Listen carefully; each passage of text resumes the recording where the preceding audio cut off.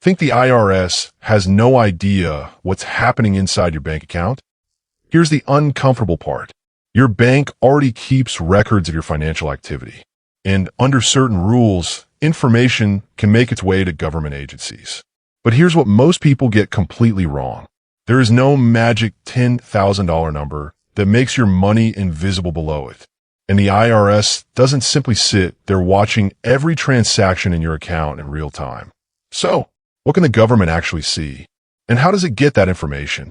Every time money moves through a bank account, there is usually a record. Deposits, withdrawals, transfers, payments, interest, account information. Your bank isn't just holding your money. It's maintaining records of the activity surrounding that money. And some of that information is subject to reporting requirements. For example, banks generally report certain interest income to the IRS. If you earn reportable interest, you may receive a Form 1099 INT, and the IRS can receive that information too. So the first thing to understand is this. The government doesn't need to watch your account like a security camera to receive financial information. Some information reaches it through reporting systems. Now let's talk about the number everyone seems to know. $10,000. You've probably heard something like, never deposit $10,000. Or, if you deposit less than $10,000, the government won't know.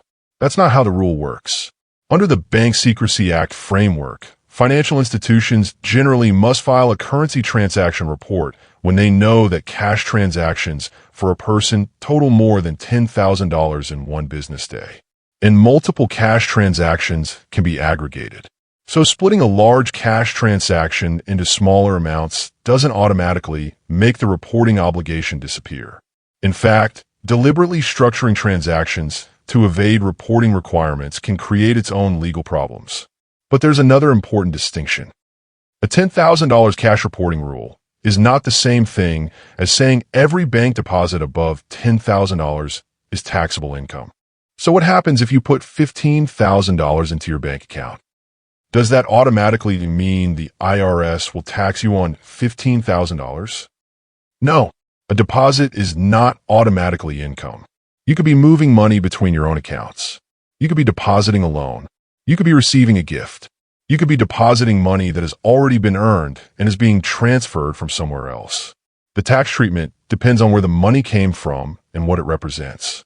But that doesn't mean the transaction is invisible.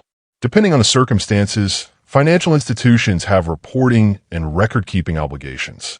And if the IRS is examining your tax situation, bank records can become relevant evidence.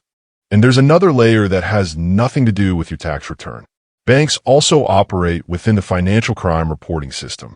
That's where FinCEN comes in. Financial institutions can have obligations to report suspicious activity. And this is different from ordinary tax reporting. A suspicious activity report is not the same thing as a 1099. And it's not the same thing as a currency transaction report. These systems serve different purposes. One can relate to tax information. Another can relate to large cash transactions. Another can relate to suspected financial crime. So what actually makes a transaction interesting? Not simply the fact that you have money. Financial institutions look at transactions within a broader compliance framework. Patterns matter. Context matters. The nature of the activity matters. And for tax purposes, what matters is not simply how much money entered your account. It's what that money represents. That's why a business owner receiving hundreds of customer payments is a very different situation from someone transferring money between two accounts they own. And it's why the same dollar amount can have completely different legal and tax implications depending on its source and purpose. So can the IRS see your bank account? Not in the simple way social media often makes it sound. Banks don't simply send the IRS a live feed of every purchase you make. But financial activity leaves records. Certain information is reported automatically. Other information can be obtained through legal processes. And separate financial crime reporting systems can require banks to report certain transactions or suspicious activity. The real lesson isn't. The government is watching every dollar. And it isn't. Anything under $10,000 is invisible. Both are misleading. The reality is much more interesting. Your financial life operates inside a reporting and compliance system. This is the business files. We break down the money, decisions, and systems behind the businesses and financial world you interact with every day. If you thought the $10,000 rule meant your money was invisible below that number, now you know better. Subscribe, because next, we're looking at something even closer to your everyday life. How banks actually make money from your money.